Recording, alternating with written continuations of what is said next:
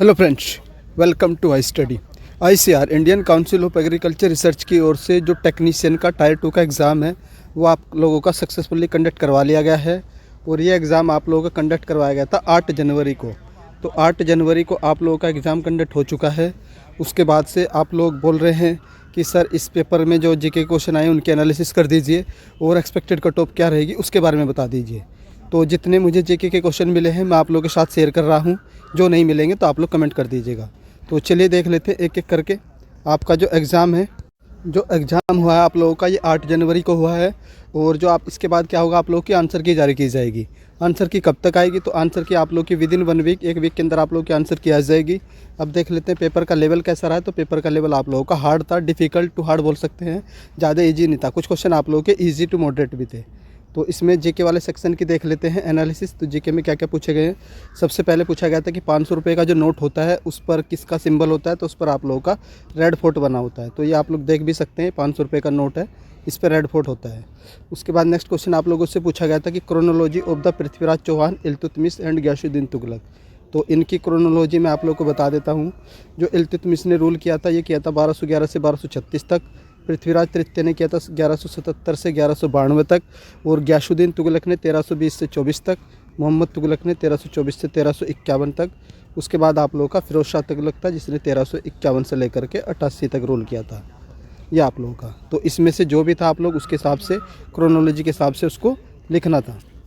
Next आप लोगों का जो बारदोली सत्याग्रह हुआ था उसके बारे में पूछा गया था। तो इससे आप लोगों को एक बेसिक जो बनता है, मैं आप लोगों को एक तो ईयर पूछा जाता है 1928, और इसको किसने लीड किया था।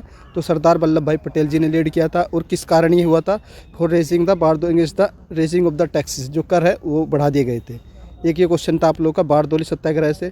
उसके बाद आप लोगों से पूछा गया था जो हिमालय का डिवीज़न होता है किस तरीके से उसको विभाजित किया जाता है। तो वो देख लेते हैं। तो इसको डिवाइड किया जाता है ट्रांस हिमालय, जिसके 3 पार्ट होते हैं, जिसको कलेजा नाम की जो ट्रिक होती है काराकोरम लद्दाख जास्कर से याद करते हैं। उसके बाद आप लोगों का ग्रेट हिमालय होता है, फिर लेसर हिमालय, फिर शिवालिक रेंज होता है। तो ये डिवीज़न था, आप लोग बता दीजिएगा किस तरीके से डिवीज़न पूछा गया था।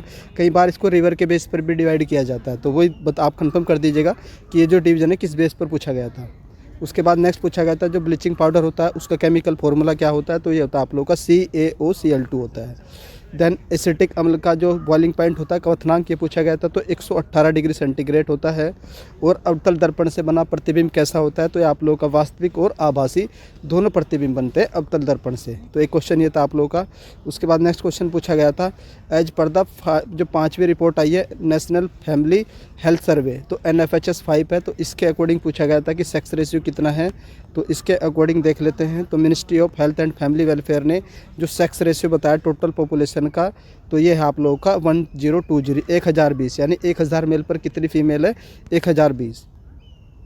उसके बाद एक सूरत जो अधिवेशन हुआ था INC इंडियन नेशनल कांग्रेस का 1907 वाला, तो इससे क्वेश्चन पूछा गया था। तो इससे क्या पूछा गया हो सकता है, या तो पूछा गया कि ये सेशन कहाँ पर हुआ था। तो सूरत किस ईयर में हुआ था, 1907 में। इसकी अध्यक्षता किसने की थी, रासबिहारी घोष ने की थी। और कांग्रेस जो है इसमें आप लोगों की 2 डिवाइड में, 2 भागों में विभाजित हो गई थी, जिसे दो पार्ट में। उसके बाद एक क्वेश्चन आप लोगों से पूछा गया था जो 1815 की जो वियना संधि हुई थी वो यूरोप का एक समझौता था। इससे रिलेटेड एक क्वेश्चन था जो ऑस्ट्रेलिया, ग्रेट ब्रिटेन, पेशा रूस का औपचारिक समझौता था। तो इसमें क्या था आप लोगों का, तो इस संधि का जो मुख्य लक्ष्य था जो नेपोलियन था उसके शासनकाल में जो युद्धों के दौरान यूरोप में लाए गए जो भी चेंजेस आए थे उनको वापस से रिज्यूम कर दिया गया था, चेंज उनको ख़त्म कर दिए गए थे। देन इसमें जो बारबन राजवंश था जिसे फ्रांसीसी क्रांति के दौरान अपदस्त कर दिया गया था, सत्ता में बहाल हो गया था और फ्रांस ने नेपोलियन के अधीन अपने कब्जे वाले क्षेत्रों को वापस से खो दिया था। तो इसका जो मुख्य इरादा नेपोलियन उखाड़ फेंकी गई राजशाही को बहाल करना और यूरोप में एक नई रूढ़िवादी व्यवस्था को बनाना था, इसका मेन एम था। तो एक क्वेश्चन ये पूछा गया था। उसके बाद एक ये था आप लोगों का सालबाग लैंड, क्राउन ग्लासेस। तो आप लोग मुझे कंफर्म कर दीजिएगा कि कौन कौन से क्वेश्चन पूछे गए थे जो मैंने डिस्कस नहीं किए हैं। जैसे ही 25 क्वेश्चन आ जाएंगे मैं आप लोगों के साथ डिस्कस कर लूँगा। तो जो क्वेश्चन है आप लोग कमेंट बॉक्स कर दीजिएगा, जीके के भी एंड जो आप लोग का सोशल साइंस का भी। उसके बाद मैथ के टॉपिक बता दीजिएगा मैथ में। और देन आप लोग का आता है साइंस में भी जो भी क्वेश्चन होंगे आप लोग मुझे बता दीजिएगा। और आप लोग बोल रहे थे कि पेपर का लेवल कैसा रहा है, तो पेपर का लेवल मैं आप लोग को बता देता हूँ, मॉडरेट टू हार्ड रहा है। और एक्सपेक्टेड कट ऑफ क्या रहेगी तो आप लोग कमेंट कर दीजिएगा। आप लोगों ने कितने अटैम्प्ट किए हैं और आप लोगों की कैटेगरी क्या है और कितने एक्सपेक्टेड मार्क्स आप लोगों को आने की उम्मीद है। तो 3 आप कमेंट कर दीजिएगा। और जीके के जो भी क्वेश्चन आप लोग को याद है तो वो भी आप लोग कमेंट करके बता दीजिएगा। तो ये अभी तक की अपडेट थी। आई होप आप लोगों को अपडेट पसंद आई होगी, और अगर हाई स्टडी चैनल की ओर से दी गई अपडेट पसंद आती है तो आप लोग वीडियो को लाइक कर दीजिएगा। चैनल पर फर्स्ट टाइम विजिट कर रहे हो तो चैनल को सब्सक्राइब कर लो, बेल आइकन को ऑन रखिए। जैसे ही आप लोगों के आंसर की जारी की जाएगी उसकी इन्फॉर्मेशन आप लोगों को हाई स्टडी चैनल से सबसे पहले दे दी जाएगी। तो वीडियो देखने के लिए धन्यवाद। Thank you.